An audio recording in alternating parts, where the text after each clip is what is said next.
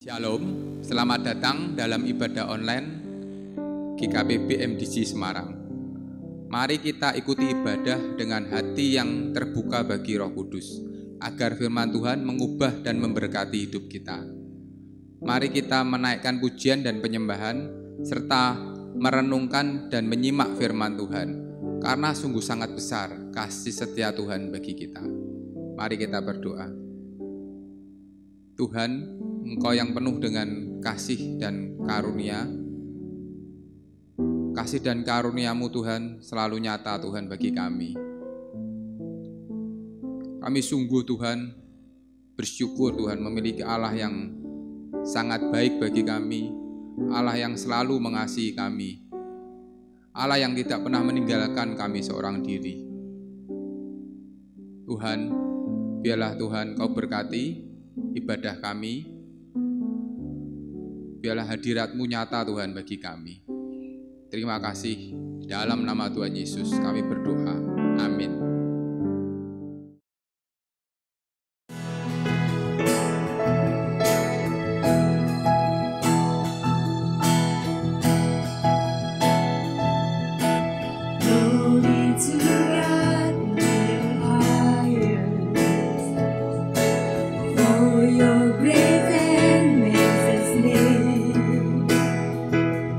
I worship you and honor you.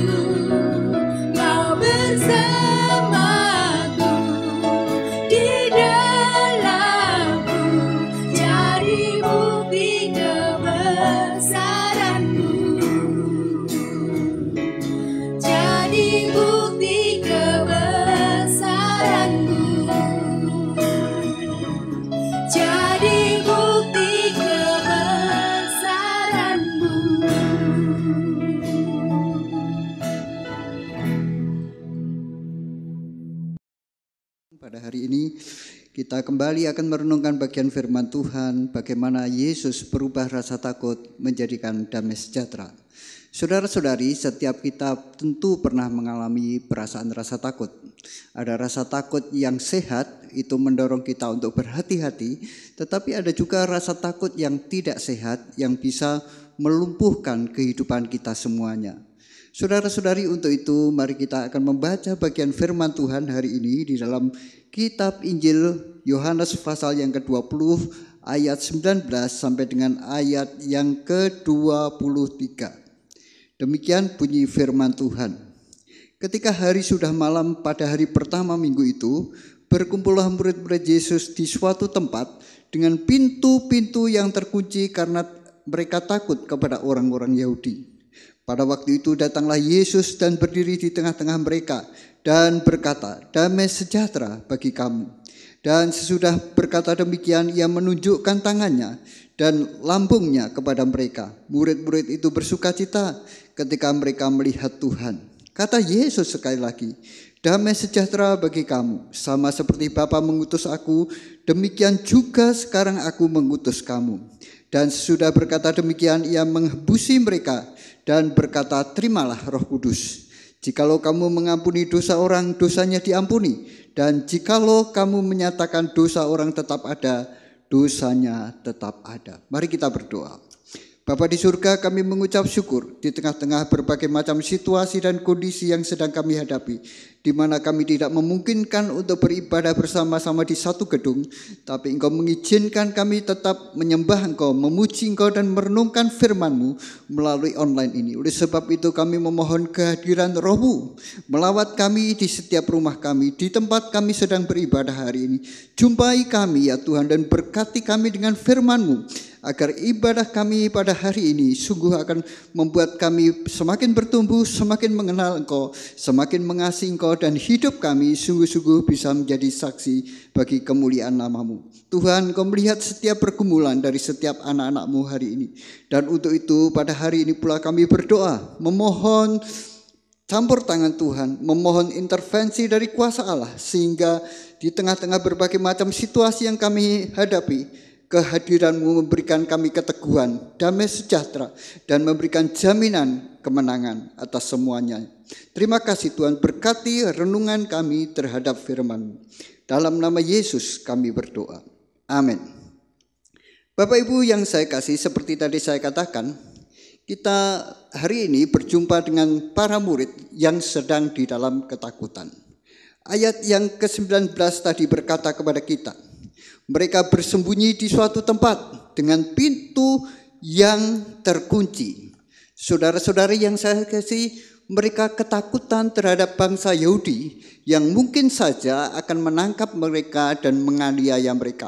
Oleh sebab itu ke-10 murid pada waktu itu minus Thomas, mereka berkumpul di satu ruangan dengan pintu yang dikunci sangat rapat. Karena hal itulah mereka merasa takut. Dan saudara-saudara sekalian, di tengah-tengah rasa takut yang seperti itulah, kemudian Yesus hadir menjumpai mereka. Mereka punya alasan untuk rasa takut karena ancaman orang-orang Yahudi pada waktu itu. Dan saya kira kita semua juga punya alasan untuk rasa takut yang sedang kita hadapi. Mungkin Anda takut dengan wabah yang sedang merajalela di kota kita, di negara kita, bahkan di belahan bumi dunia ini. Mungkin saudara juga takut akan dampak yang menyertai dari wabah tersebut. Kesulitan ekonomi, misalnya saja. Ada berbagai hal yang kalau kita pikirkan, kita bisa menjadi takut. Hari Senin yang lalu, saudara sekalian, saya menelpon dengan teman saya karena saya tahu bahwa ternyata istrinya baru saja sembuh dari COVID-19. Saya tidak tahu kalau dia terkena penyakit itu. Pada beberapa waktu yang lalu saya sempat menelpon dia dan dia tanya istri saya sedang batuk-batuk, tetapi oleh dokter perusahaan rasanya tidak apa-apa. Tapi ternyata saya tahu dia sudah menjadi sembuh. Dan dia bercerita di tengah-tengah situasi yang begitu mencekam, dia merasa ketakutan. Dia sendiri merasa ketakutan dan Saking takutnya dia mengambil keputusan, dia matikan televisi, dia gak baca koran, dia tutup semua WA, dia hanya dengerin firman Tuhan di dalam YouTube. Melalui YouTube dia dengerin berbagai macam firman Tuhan. Dalam perjuangan yang sangat berat, saudara sekalian, dari mulai menemukan rumah sakit, dari mulai mencari ventilator dan lain sebagainya, dan dia melihat perjuangan istrinya via video call yang begitu amat sangat luar biasa. Sampai akhirnya di tengah-tengah pergumulan yang demikian berat itu, dia merasa ada satu iman yang Tuhan berikan kepada kita ketika dia mendengarkan satu firman Allah. Dia bersaksi kepada saya, rasanya kalau sampai Jumat Agung nanti istri saya bisa bertahan, berarti Tuhan akan adakan mujizat dalam hidupnya. Saudara, saya nggak bisa ceritakan perjuangan yang demikian luar biasa, tetapi yang ingin saya katakan adalah dia mengambil langkah yang tepat ketika rasa takut itu menghantui dia, menghantui keluarganya. Dia mengambil keputusan untuk mematikan sumber rasa takut itu dan memfokuskan dirinya kepada firman Allah. Nah, saudara-saudara yang saya kasih, di tengah-tengah rasa takut para murid pada waktu itu pun Yesus hadir.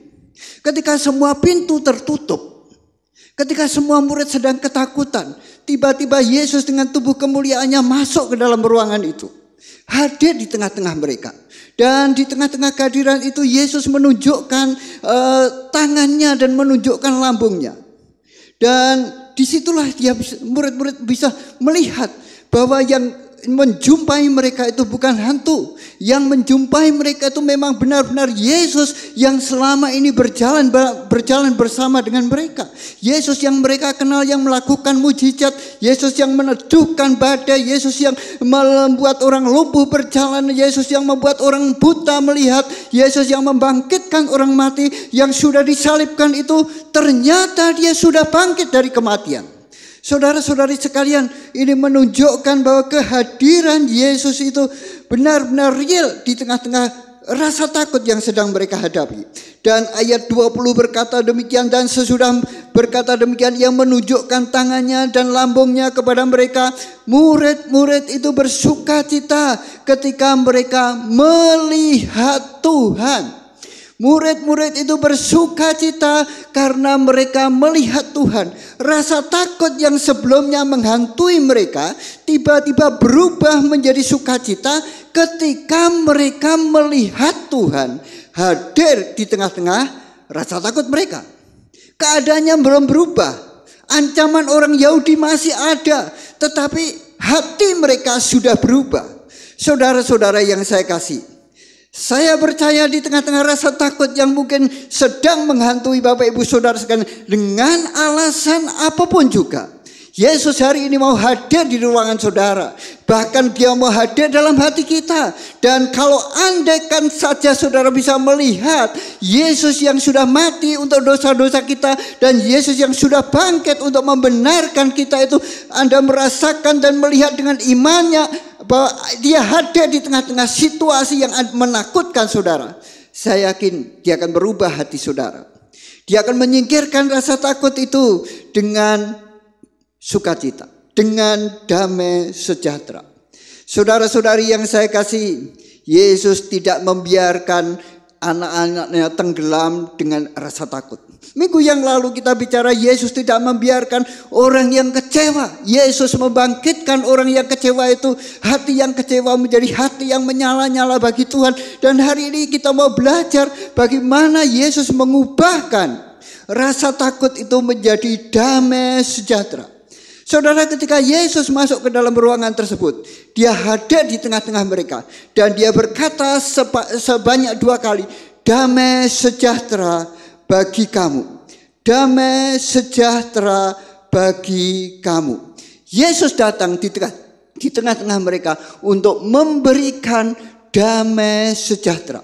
Saudaraku, melalui kematian dan kebangkitan Yesus, ada 2 damai sejahtera yang Yesus ingin hadirkan dalam kehidupan orang yang percaya. Damai sejahtera yang pertama adalah damai sejahtera dengan Allah.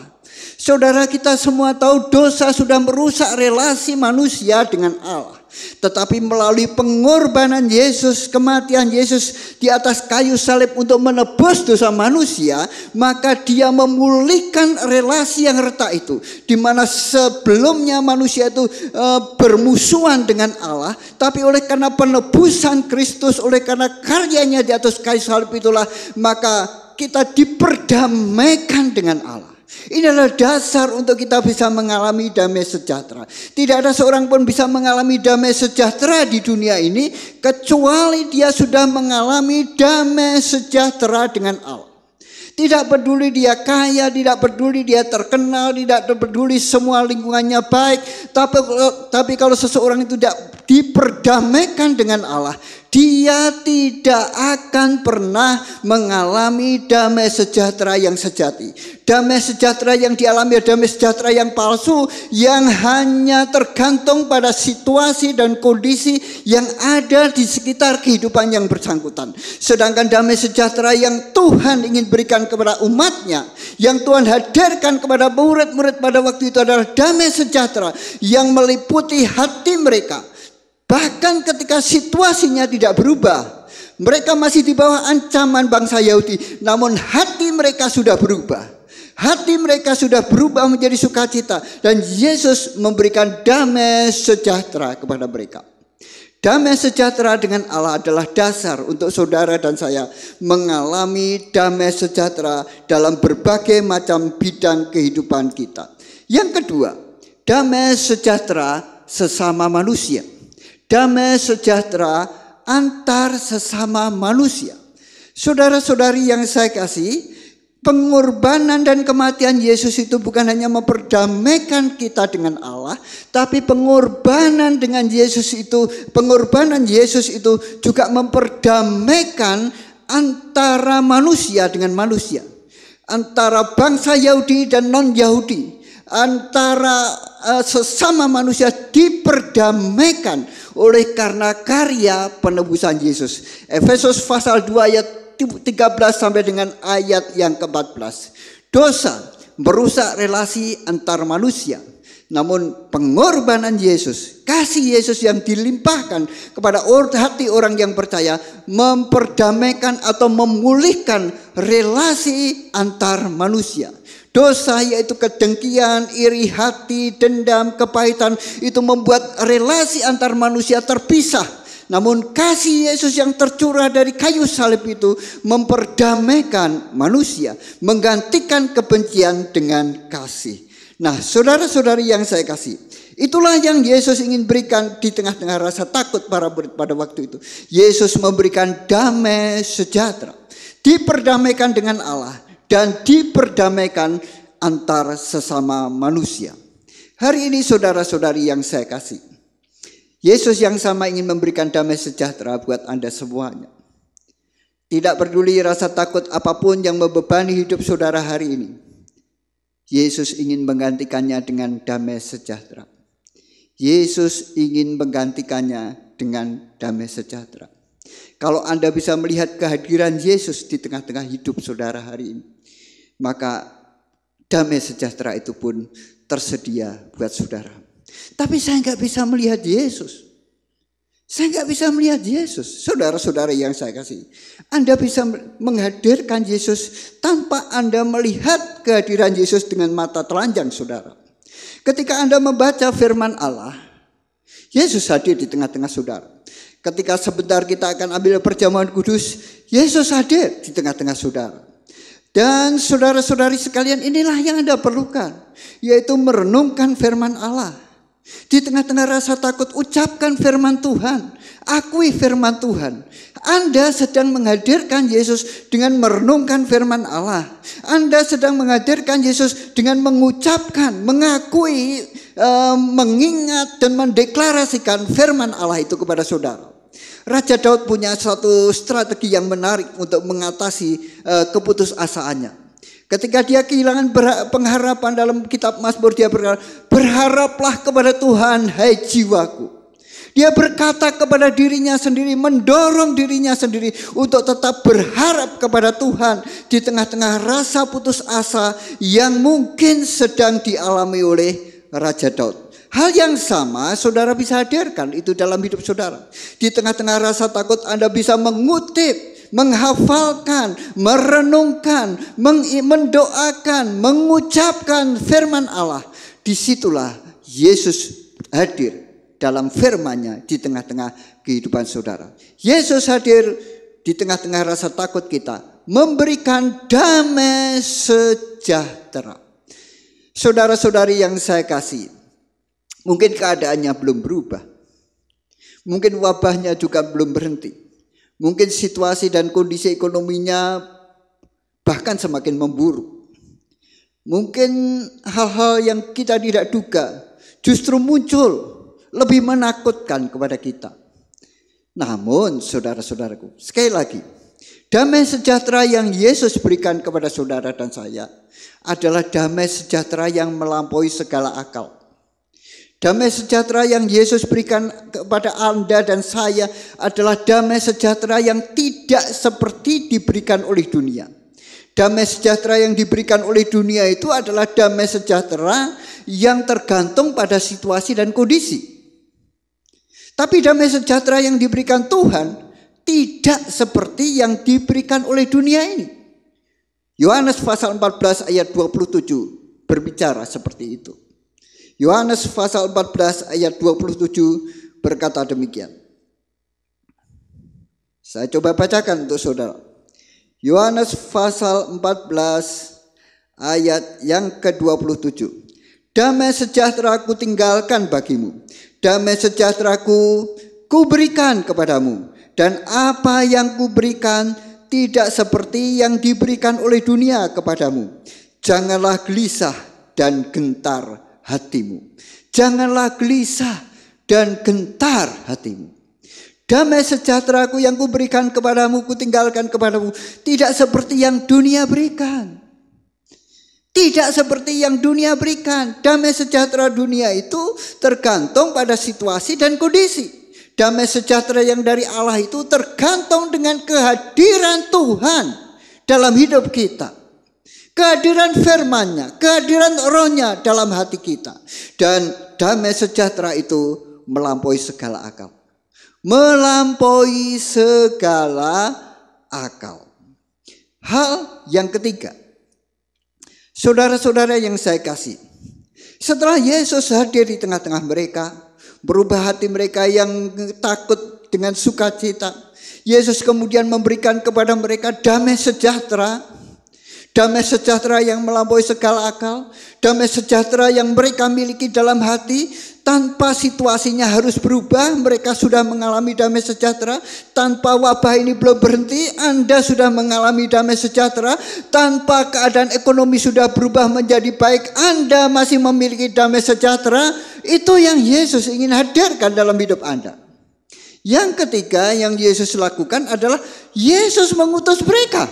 Ayat 21 dari Yohanes pasal yang ke-20. Sama seperti Bapa mengutus aku, demikian aku mengutus kamu. Mengutus kamu. Yesus mengutus para murid untuk memberitakan perdamaian. Perdamaian dari Allah, perdamaian antar manusia berdasarkan pengorbanan dan kebangkitan Kristus. Itulah yang diamanatkan oleh Yesus untuk diberitakan oleh para murid pada waktu itu. Saudara-saudari yang saya kasih hari ini pula, Yesus juga ingin memakai saudara, mengutus saudara untuk membawa berita damai sejahtera ini di tengah-tengah teman-teman saudara yang mungkin sedang kebingungan dan ketakutan oleh karena wabah, oleh karena segala hal yang sedang terjadi yang menyertainya. Yesus ingin memakai saudara untuk membawa damai sejahtera di lingkungan tersebut. Yesus ingin Anda dan saya bersaksi akan kematian dan kebangkitan Yesus yang memperdamaikan kita dengan Allah. Dan perdamaian dengan Allah itu membuat kita mengalami damai sejahtera dari Kristus. Damai sejahtera yang melampaui segala akal. Inilah yang Yesus amanatkan untuk Anda dan saya bawa kepada lingkungan di mana Anda sedang berada hari ini.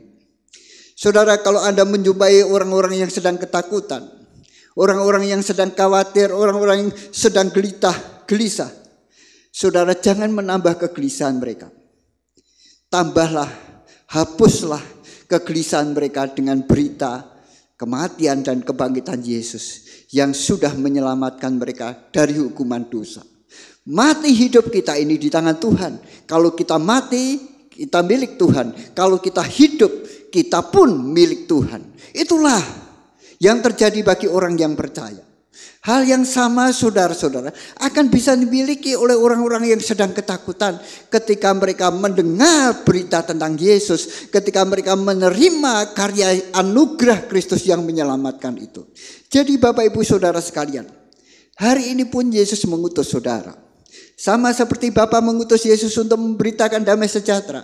Hari ini Yesus mengutus saudara untuk menjadi sumber damai sejahtera, sumber sukacita, sumber keberanian, bukan karena kuat gagah kita, bukan karena kekayaan kita dan kemurahan hati kita, tetapi karena berita penyelamatan, berita karya salib Yesus dan kebangkitan Yesus yang bisa memberikan perdamaian antar manusia dan perdamaian manusia dengan Allah.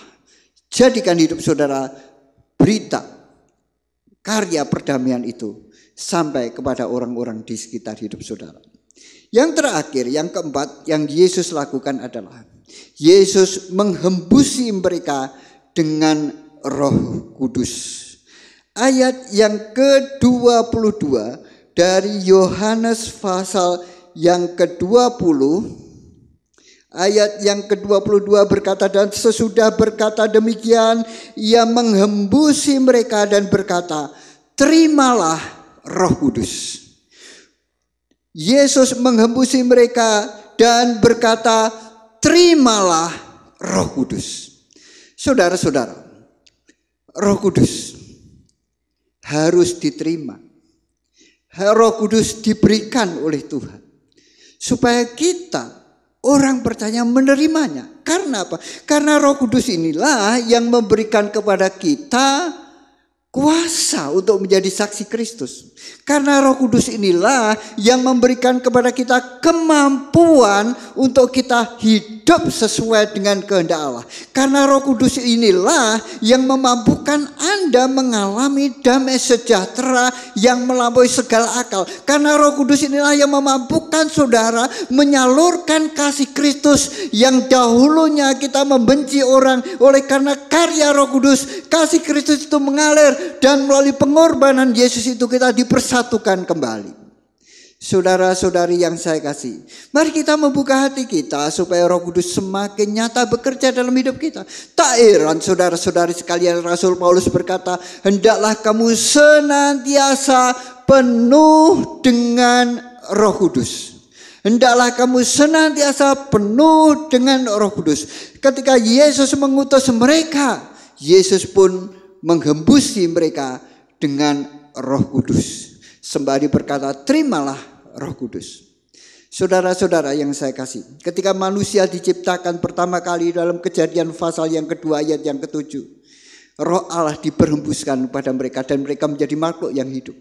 Dan hari ini, dan Yesus kali ini menghembusi mereka dengan Roh Kudus supaya mereka bisa hidup sesuai dengan kehendak Allah. Hari ini saudara sekalian, Yesus ingin merubah rasa takut, rasa khawatir, rasa cemas yang menghantui saudara. Mengubahnya dengan damai sejahtera. Bagaimana dia mengubahnya itu? Yaitu melalui kehadirannya di tengah-tengah rasa takut yang Anda miliki. Saya nggak bisa melihat kehadiran Yesus secara fisik, tapi Anda bisa menghadirkan Yesus ketika Anda membaca firman Allah. Ketika Anda mengakui kebenaran firman Allah, mengucapkan firman Allah itu kepada diri Anda sendiri.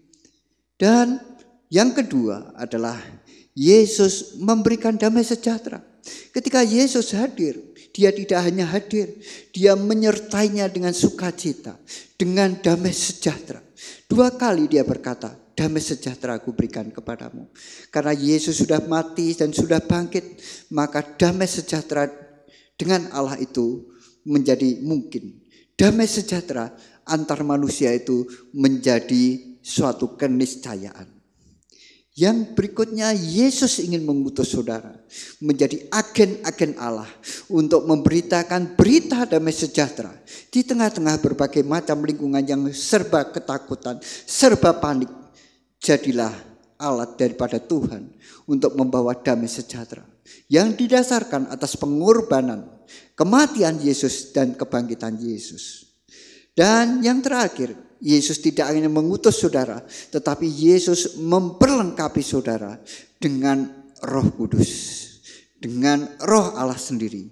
Dia curahkan kepada saudara, memberikan kepada saudara kuasa, memampukan saudara untuk melakukan kehendak Allah. Saudara, mari kita persiapkan hati kita untuk mengambil perjamuan kudus hari ini. Mari kita berdoa.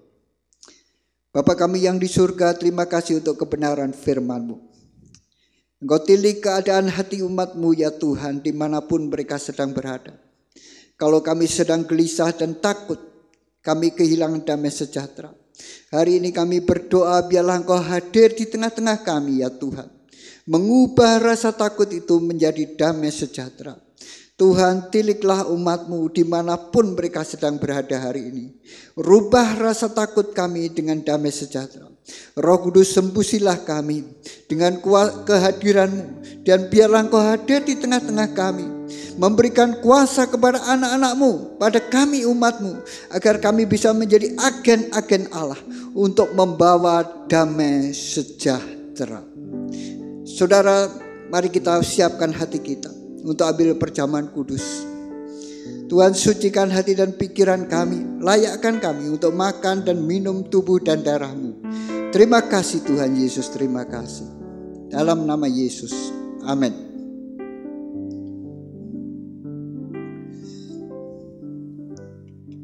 Saudara, silakan ambil roti di tempat saudara berada hari ini. Dan mari pegang roti di tangan kanan kita.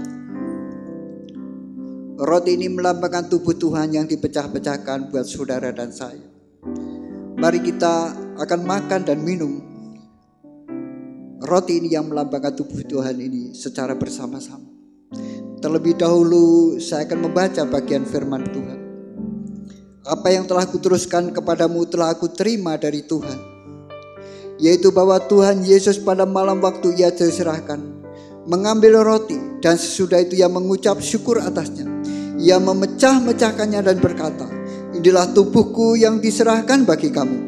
Perbuatlah ini menjadi peringatan akan aku. Terima kasih ya Tuhan untuk tubuh-Mu, untuk penderitaan dan untuk kematian-Mu di atas kayu salib untuk menebus dosa-dosa kami, sehingga kami boleh mengalami perdamaian dengan Allah.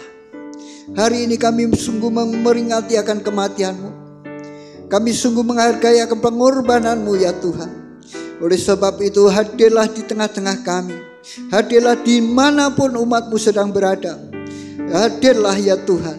Berikan kuasa-Mu, berikan damai sejahtera-Mu di tengah kami. Di dalam nama Yesus, mari kita makan bersama-sama.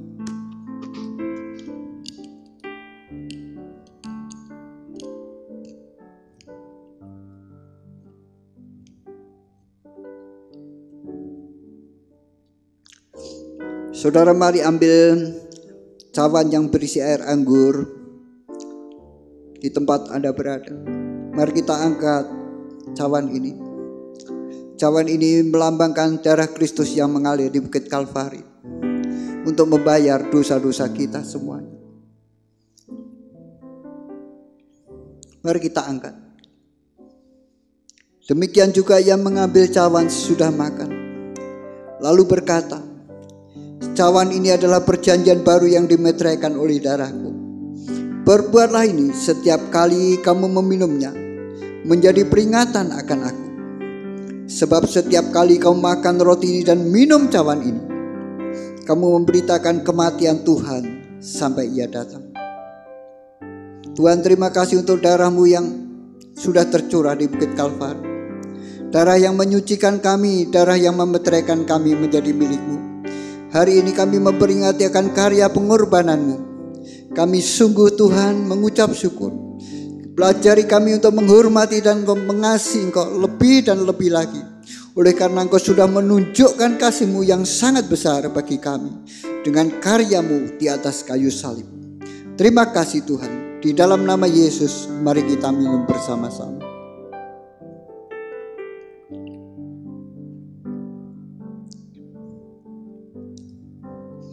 Saya mengajak saudara sekalian untuk sekali lagi berdoa mengucap syukur kepada Tuhan.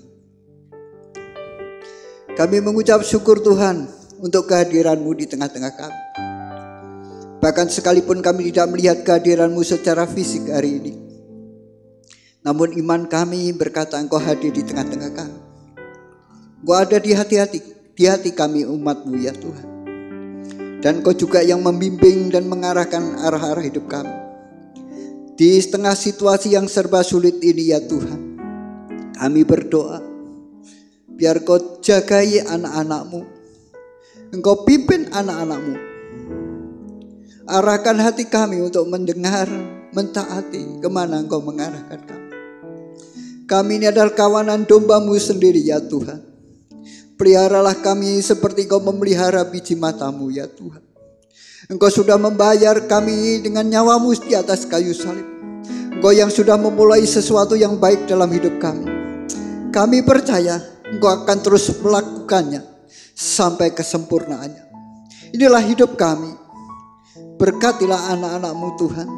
Berkati keluarga anak-anak-Mu. Berkati studi mereka. Berkati setiap pekerjaan mereka.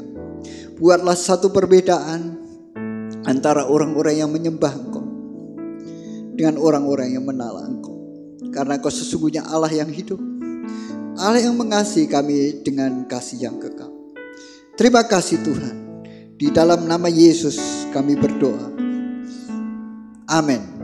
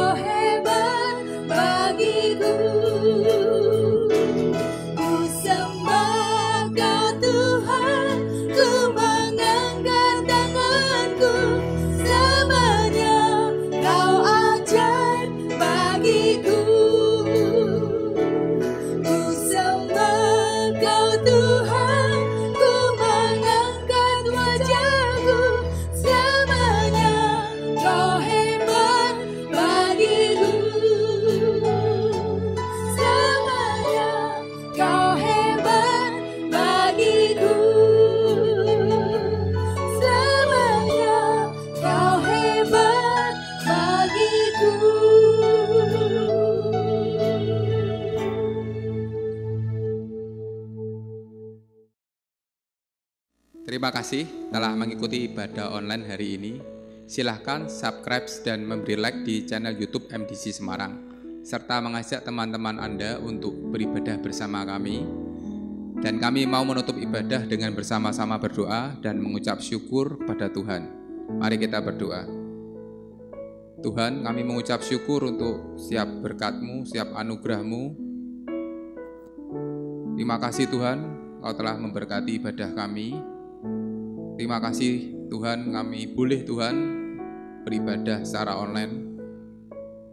Kami sungguh bersyukur Tuhan, dan kami sungguh butuh penyertaan-Mu Tuhan di sepanjang minggu ini. Biarlah Engkau memberkati kami, biarlah Engkau memberi kami kekuatan, memberi kami anugerah kasih-Mu Tuhan. Terima kasih Tuhan, dalam nama Tuhan Yesus. Haleluya, amin.